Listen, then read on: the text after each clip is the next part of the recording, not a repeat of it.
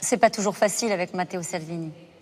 Ça n'est pas évident pour une jeune force politique comme la nôtre de partager le pouvoir avec un parti, la Ligue, qui a mon âge, 30 ans.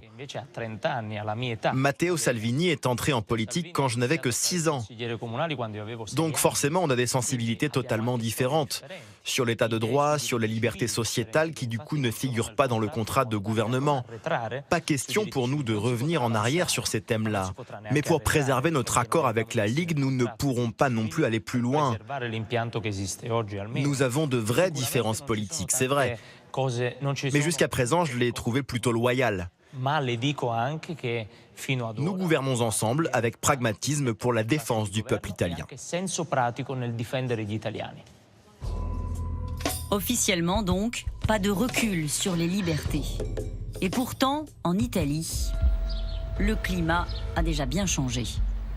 Dans la petite ville de Pistoia, en Toscane, le racisme progresse de jour en jour, entraînant un suicide cette semaine-là.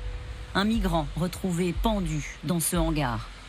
4 mois plus tôt, un Gambien de 24 ans s'était fait tirer dessus dans la rue par un adolescent dans la plus grande indifférence. Cet adolescent, probablement conditionné par l'environnement agressif dans lequel on baigne, a pensé que c'était une bonne idée de s'amuser à tirer sur un migrant. Voilà la réalité. Nous faisons face à un fascisme d'un genre nouveau, différent de l'ancien mais bien plus dangereux. Un cri d'alarme qui résonne dans le vide à Pistoia, dont la mairie est passée à l'extrême droite aux dernières élections. Acculés, renvoyés à la clandestinité, les migrants n'ont plus guère que l'église où se réfugier. Elle est devenue leur sanctuaire, haut lieu de résistance au ministre de l'Intérieur. Le prêtre, Don Massimo, y accueille toujours plus de migrants, en toute illégalité.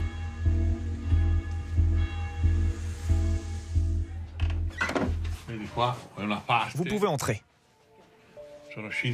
Ici, il y a 15 lits superposés. Donc 30 personnes dorment ici. Une trentaine dans l'église. 40 autres dans les annexes. Sa générosité lui a attiré les foudres de Matteo Salvini en personne, qui le qualifie d'anti-italien. Moi, ça m'a beaucoup fait rire. Que voulez-vous ? Nous sommes dans les mains de cet homme-là. Et à l'heure actuelle, il n'y a pas d'alternative à ce gouvernement. Don Massimo a aussi perdu ses fidèles. Son église se vide un peu plus chaque dimanche à mesure qu'elle se remplit de migrants.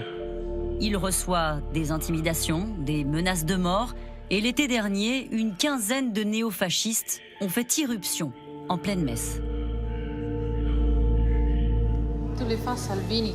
Qu'est-ce que vous ressentez quand vous entendez Salvini citer le pape Jean-Paul II ou brandir l'évangile en plein meeting ? Eh bien, je suis en colère, car c'est très malicieux, très fourbe de sa part.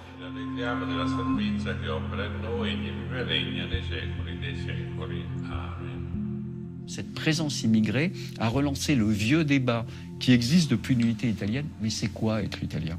Matteo Salvini a une réponse à ça. Il dit, d'abord, on est italien parce qu'on est descendant d'Italiens. Et la deuxième définition qu'il propose, c'est la religion catholique.